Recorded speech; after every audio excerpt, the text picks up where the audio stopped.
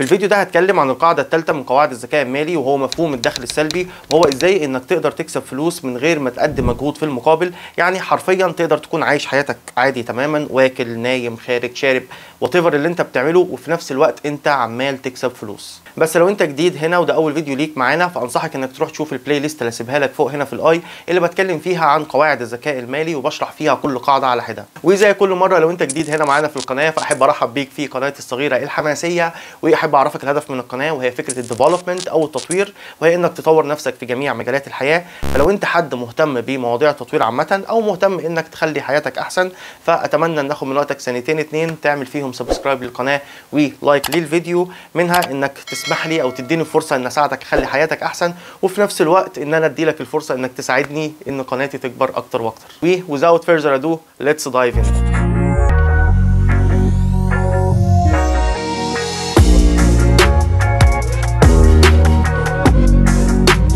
في الفيديو ده هتكلم عن حاجتين اتنين. اول حاجه معانا هو مفهوم الدخل السلبي او تعريف الدخل السلبي.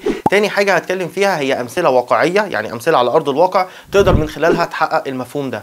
اول حاجه هنتكلم فيها هو تعريف الدخل السلبي او مفهوم الدخل السلبي. ده معناه ايه بالظبط؟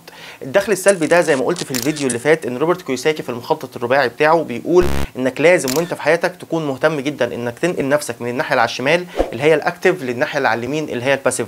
وانا في الفيديو اللي فات كنت شرحت معنى كلمه اكتيف وباسيف، بس باختصار اكتيف دي اللي هي الحاجه اللي انت لازم تعمل مجهود وفي المقابل بتاخد عليها فلوس، لكن الباسيف الحاجه اللي انت مش لازم تعمل مجهود عشان تاخد فلوس في المقابل. فبناء على الكلام ده، تعريف الدخل السلبي بالعام كده هو الدخل او الفلوس اللي تقدر تخش جيبك في الوقت اللي انت مش بتعمل فيه اي مجهود. يعني مش مطلوب منك انك تعمل مجهود عشان خاطر يجي لك فلوس. دلوقتي هتكلم عن النقطه الثانيه، وهي الامثله الواقعيه اللي على ارض الواقع اللي تقدر فعليا تطبقها عشان تحقق مفهوم الدخل السلبي. قبل اي حاجه عايزك تحط في عقلك نقطه مهمه قوي. اوعى تكون فاكر ان انا في الفيديو ده جاي اكلمك على خلطه سحريه او سر مثلا انك تبذل مجهود بسيط جدا وفي المقابل هتلاقي نفسك بتكسب مبالغ ضخمه جدا.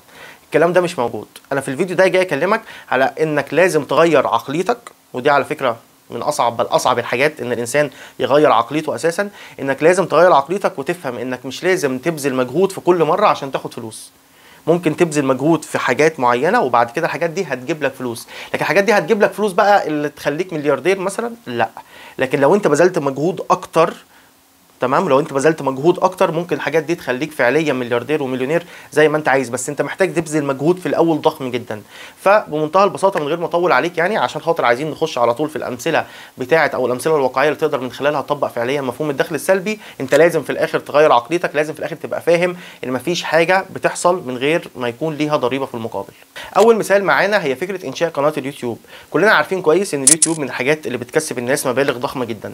اكيد الكلام ده ما ينطبقش على واحد زي اللي لسه ما وصلش ل 5000 مشترك، بس ان شاء الله لما اوصل ل 5000 مشترك هبقى احتفل بيها معاكم. لكن ككونسبت او كمبدا احنا عارفين كويس الناس اللي عندها عدد مشاهدات عاليه جدا بيكسبوا مبالغ ضخمه جدا، وده انا بعتبره من اكبر او اكتر نموذج حي او مثال حي لفكره الدخل السلبي او مفهوم الدخل السلبي. وهي فكره ان الشخص اللي بيعمل فيديو زي حالاتي انا دلوقتي بتعب عليه مره واحده، بشتغل عليه كام ساعه، حتى لو بيضيع مني يوم يومين كاملين، بس بعد كده نفس الفيديو ده مش مطلوب مني ارفعه تاني على اليوتيوب. خلاص تعبت عليه، خلصته، خلصت المونتاج بتاعه، طلع عيني فيه تمام والحمد لله، وبعد كده برفعه على اليوتيوب، وبعد كده كل ما زاد عدد المشاهدات بتاعته كل ما زاد الدخل اللي بيجي لي. وده نموذج حي من نماذج الدخل السلبي. لكن زي ما قلت لكم النصيحه اللي قلتها لكم قبل اي حاجه، فكره انك لازم تبقى فاهم عشان تكسب من اليوتيوب. مثلا على سبيل المثال مطلوب منك انك تكون تعمل فيديو اسبوعيا على الاقل، اتليست فيديو واحد في الاسبوع، وتفضل مستمر كده بشكل منتظم لمده مثلا سنتين ونص 3 سنين عشان تبتدي حرفيا تكسب منه مبالغ محترمه. تمام، مش فكره انك تكون يحق لك انك تكون مونيتايزد ويجي لك منه $10 ولا $20 ولا حتى $50، لا. عشان تكسب فعلا منه وتلاقي المكسب ده ليه عائد كويس بالنسبه لك، مطلوب منك انك كل اسبوع، تمام، يعني لك ان تتخيل كل اسبوع تعمل اللي انا بعمله ده وتضيع كل اسبوع يوم كامل عشان في الاخر ما بتلاقيش عدد المشاهدات اللي انت عايزها، عشان بعد سنتين 3 سنين تبتدي تكسب منه فعليا مبالغ محترمه. فزي ما قلت لكم في الاول النصيحه لازم تبقى فاهم ان مفيش حاجه هتعملها غير ما هيكون ليها ضريبه في المقابل. تاني مثال حي معانا هي فكره انشاء ديجيتال ويب سايت. وخلينا نتكلم كده بالبلدي او بالعام كده عشان نسهل على بعض الموضوع. الموضوع منتهى البساطه، هو انك تروح لحد يعمل لك موقع، الموقع ده تبتدي تعرض عليه منتجات انت شايف ان المنتجات دي السوق بتاعك او السوق اللي انت فيه بيحتاجها بشكل كبير. بعد كده تبتدي تسوق للموقع بتاعك ده، انت بس بتسوق للموقع بتاعك ده، سواء كان على الجروبس زي الفيسبوك، الانستا، الواتساب، لينكد ان، وات ايفر طريقه التسويق، بس انت بتسوق بس للموقع بتاعك. بعد كده الناس هتبتدي تتصفح الموقع بتاعك، لقت المنتجات اللي انت عارضها دي كويسه هيشتروها اونلاين، وانت الفلوس دي هتخش في جيبك.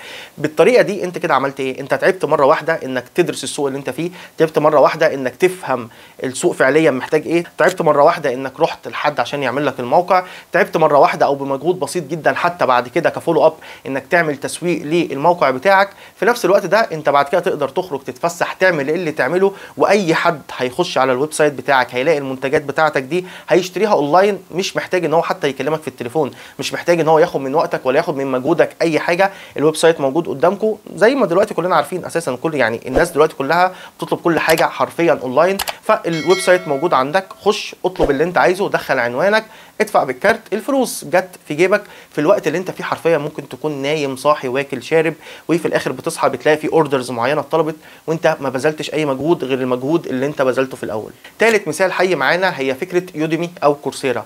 ازاي تقدر تستغل يوديمي او كورسيرا في انك تحقق مفهوم الدخل السلبي؟ بمنتهى البساطه كل واحد فينا عنده نقطه مميزه، عنده حاجه بتميزه، هو بيبقى فاهم انا في الحته دي بفهم فيها كويس جدا. يوديمي او كورسيرا دي اساسا مبنيه على فكره ان هي كورسز اونلاين.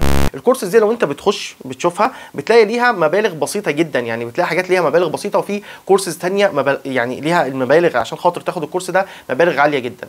انت مطلوب منك انك تعمل ايه؟ مطلوب منك انك تفهم نفسك، انا ايه النقطه اللي انا بفهم فيها كويس، انك تبتدي تحضر الكورسز دي، تبتدي تعمل كورسز على النقطه اللي انت فاهمها كويس جدا، وتبتدي تتعب برضو نفس الكونسيبت بتاع اليوتيوب، تتعب مره واحده على الكورس ده، وانك تحضره، انك تكون فاهم هتتكلم عن ايه، وطريقه التصوير سواء كنت هتصور نفسك او هتصور السكرين اللي انت بتعمل عليها الكورس، او وات ايفر الطريقه اللي انت هتحضر بيها الكورس. وبعد كده هترفع الكورس اللي انت تعبت فيه، سواء كان تعبت فيه في شهر في شهرين وات ايفر، ترفع انت الكورس ده اونلاين على موقع كورسيرا او يوديمي، وتحط المبلغ اللي انت شايفه مناسب للكورس بتاعك. بالطريقه دي نفس الكونسبت بالظبط، انت كده حققت مفهوم الدخل السلبي. انت مش مطلوب منك كل مره انك تتعب، او مش مطلوب منك زي المدرس على سبيل المثال كل مره لازم يروح بنفسه ويكلم الطلبه ويقعد معاهم وياخد من وقته وياخد من مجهوده ويفضل يتكلم طول الوقت ويشرح ويتعب عشان في اخر الحصه ياخد الفلوس. لا، انت بالمنظر ده انت عملت كورس تعبت عليه اونلاين مره واحده، خد منك اكيد مجهود ضخم جدا، انا فاهم كده كويس جدا، بس في الاخر هو مره واحده وانت خدت الكورس اللي انت عملته ده رفعته على يوديمي او كورسيرا، وبعد كده اي حد هيخش هيشوف الكورس بتاعك كويس هيشترك، والفلوس دي هتخش في جيبك من غير انت ما تكون في الوقت ده بتعمل اي مجهود تماما. اتمنى دلوقتي بعد ما قلت الثلاث نماذج او الثلاث الامثله الحيه بتوع مفهوم الدخل السلبي ان الموضوع ابتدى يوضح لك شويه انك ازاي انت تقدر اساسا تطلع مليون حاجه ثانيه حواليك تقدر تعمل منها او تقدر تحقق عن طريقها مفهوم الدخل السلبي. زي على سبيل المثال مثلا فكره الكتب، ما هي نفس فكره الكورس، انك لو انت حد شايف نفسك مثلا بتحب تكتب او انت عندك بتحب تقرا كتير وعندك افكار كتير في دماغك، ممكن تحط افكارك دي كلها بدل ما هتخليها في راسك بس ممكن تحطها في كتاب تتعب برضو عليه مره واحده وتكتب الكتاب ده، وبعد كده تعرض الكتاب ده انك تبيعه اونلاين او حتى تعرضه في المكتبات او وات ايفر طريقه العرض بتاعك. بعد كده خلاص هتلاقي الناس لوحدها سواء كان هيشتروا الكتاب بتاعك اونلاين او هيشتروه حتى يعني هارد كوبي، في الاخر انت برضو حققت مفهوم الدخل السلبي. وعلى فكره ودي النقطه المهمه اللي في الحلقه جدا اللي انا عايز اوضحها لكم، ان اي حد فينا في المجال بتاعه يقدر يحقق مفهوم الدخل السلبي. ودلوقتي جه وقت النصيحه المهمه جدا للناس كلها خصوصا الناس اللي عندها سمول بزنس عشان تقدر تحقق مفهوم الدخل السلبي. سمول بزنس معناه ايه؟ زي الدكتور في العياده بتاعته، زي الصيدلي في الصيدليه، زي المحامي اللي فاتح مكتب محاماه، زي اللي فاتح سوبر ماركت. فكرته مبنيه على لازم وجود الشخص نفسه او صاحب البزنس نفسه في المكان عشان خاطر البزنس يمشي، لو الشخص ده ما بقاش موجود البزنس بيقع.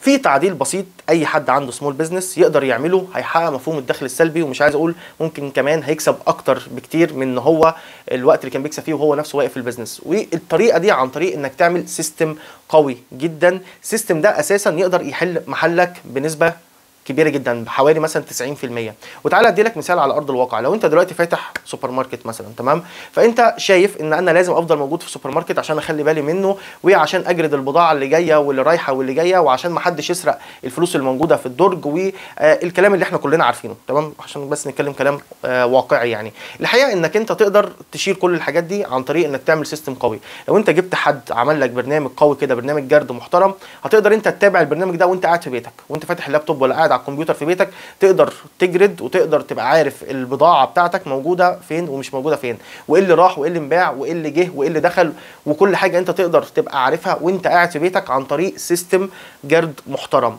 لو انت فكره مثلا خايف ان الدرج يتسرق، انت تقدر تحط كاميرات، وده فعليا بيحصل، كاميرات قويه جدا، وتقدر كل حاجه تعمل لها باركود بحيث ان كل حاجه لما تنباع تبقى عارف ايه اللي راح وايه اللي دخل وايه اللي جه. ففي الحاله دي انت هتقدر تمسك فكره السرقه باسلوب كبير جدا، وفي نفس الوقت بين الوقت والتاني تقدر تنزل السوبر ماركت بتاعك وتشوف انت بنفسك وتجرد، تختار مثلا منتج معين تبتدي تجرده وتشوف فعليا الحركه بتاعته صح كده، ويعني واللي موجود على الرف زي اللي موجود على الجهاز والكلام اللي احنا عارفينه ده كله. وتقدر عن طريق السيستم ده فعليا انت تحل محلك. في الوقت ده انت هتكون نايم في البيت، في الوقت ده انت هتكون جايب حد تاني واقف مكانك اوريدي في السوبر ماركت، هتديله مبلغ بسيط، هتكلف نفسك اكيد تكاليف كاميرا وتكاليف البرنامج، بس انت كده هتبقى فعليا حققت مفهوم الدخل السلبي. وانت في نفس الوقت اللي انت بتبقى مرتاح فيه في البيت ده، انت هتقدر تفكر انك ممكن تفتح بزنس تاني، او ممكن تستغل وقتك ده انك تتعلم حاجه تانيه وانك تطور من نفسك في نقطه تانيه. فاي حد عنده سمول بزنس زي النموذج كده بتاع الشخص اللي فاتح سوبر ماركت يقدر يحقق مفهوم الدخل السلبي عن طريق فكره انك تحط سيستم قوي جدا. السيستم اللي انت هتحطه ده هيحل محلك حرفيا بنسبه 90%، مش عايز حتى اقول لك 100%، هيحل محلك بنسبه 90%. في الوقت ده انت اديت لنفسك الويندو او اديت لنفسك المساحه انك تقدر انت بقى تشوف نفسك في حياتك انت من بره. عايز تستمتع بحياتك استمتع، عايز تطور من نفسك في مجال معين طور نفسك، عايز تفتح بيزنس تاني. في ناس بيبقى معاها فلوس ان هي عايزه تفتح سوبر ماركت تاني، ويقول لك انا ما عنديش وقت ان انا هخلي بالي من هنا ومن هنا، فخلاص خليني في السوبر ماركت اللي انا فاتحه ده وبس. لا، انت تقدر ساعتها تفتح سوبر ماركت تاني وتقدر تعمل سيستم محترم زي اللي عملته في السوبر ماركت الاولاني وتدير الموضوع وانت قاعد في بيتك. ودلوقتي وصلنا لنهايه الفيديو، اتمنى يكون الفيديو عجبكم اكيد، واتمنى انك تكون فعليا فهمت الكونسبت او مفهوم الدخل السلبي، وازاي انك تقدر تحول اي حاجه في حياتك لمفهوم الدخل السلبي، وانك تقدر فعليا تكسب فلوس من غير ما تكون بتعمل مجهود في المقابل. وزي كل مره في نهايه كل فيديو، خلوا بالكم على نفسكم وخلوا بالكم على الناس اللي بتحبوهم، واشوفكم في الفيديو الجاي. سلام.